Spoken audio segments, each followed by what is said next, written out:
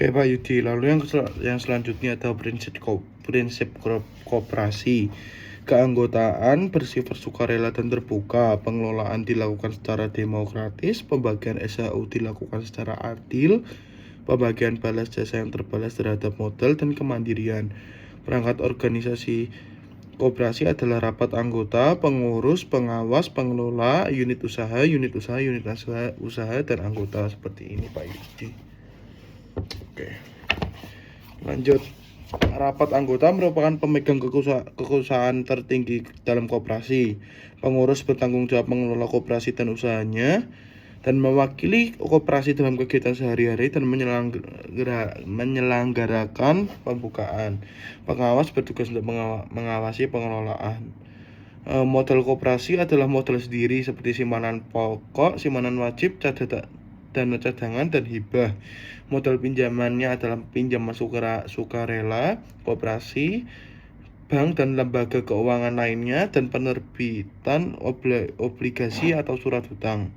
Lembaga koperasi di Indonesia adalah Bintang dan Perisai, Gigi Roda, Rantai, Pohon Beringin, Timbangan, Padi dan Kapas, tulisan Koperasi Indonesia, dan warna merah putih. Koperasi sekolah adalah koperasi yang didirikan di lingkungan sekolah yang anggota-anggotanya terdiri dari siswa sekolah. Koperasi sekolah dapat didirikan di berbagai tingkatan sesuai jenjang pendidikan, misalnya sekolah dasar, sekolah menengah pertama, dan seterusnya.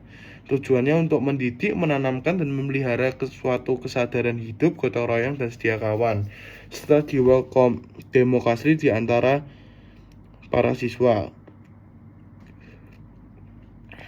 Landasannya adalah landasan pokok dalam koperasi Indonesia bersumber pada UUD 1945 pasal 33 ayat 1. Pasal ini mengandung cita-cita untuk mengembangkan perekonomian yang beratas kekeluargaan. Peraturan yang lebih terperinci terulang dalam Undang-Undang Nomor 25 Tahun 1992.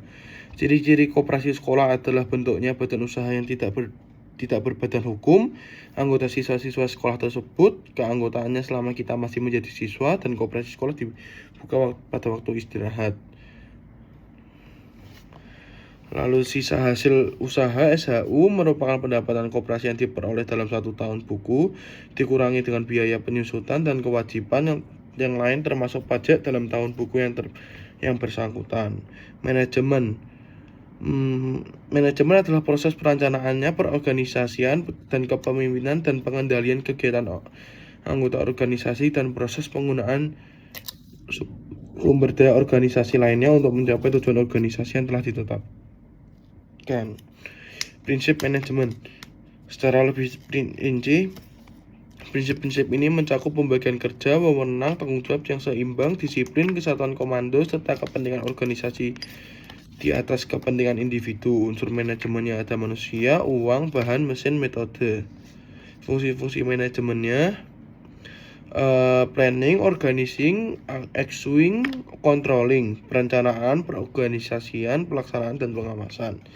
Bidang-bidang manajemennya adalah manajemen produksi, manajemen pemasaran, manajemen keuangan, dan manajemen personalia, dan manajemen administrasi. Penerapan fungsi manajemen dalam kegiatan sekolah adalah sebagai organisasi.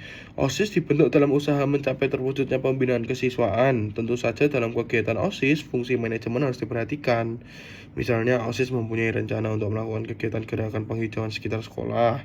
Setelah perencanaan ini disusun dengan matang, OSIS perlu menerapkan fungsi perorganisasian ini. Hal ini dilakukan dengan membentuk panitia dan pembagian tugas yang jelas. Terima kasih Pak Yudi.